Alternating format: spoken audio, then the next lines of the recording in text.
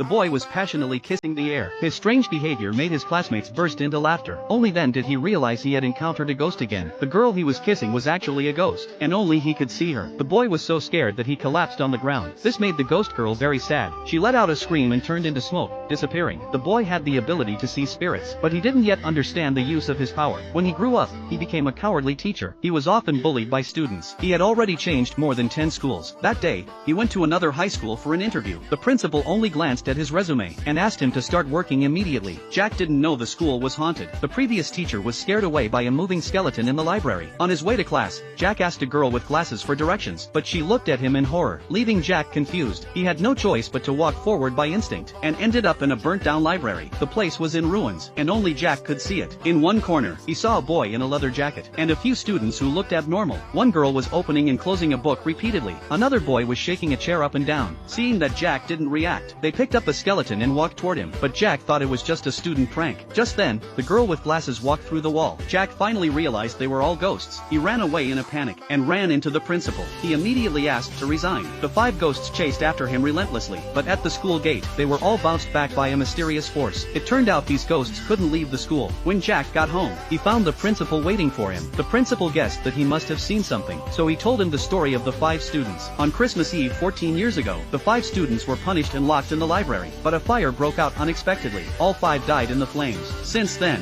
strange things kept happening in the school. The principal noticed Jack was different, so he begged him to help persuade the ghosts to leave. Otherwise the school would be shut down. Looking at the sincere eyes of the beautiful principal, Jack agreed on the spot. He went to a psychologist to ask how to help lost souls, but not the living one. It was the one hanging behind him. The psychologist told Jack that after death, people turn into ghosts, usually because they have unfinished wishes. The reason these students refused to leave was probably because they hadn't graduated, so Jack had to find a way to help the 5 ghosts complete their final exams.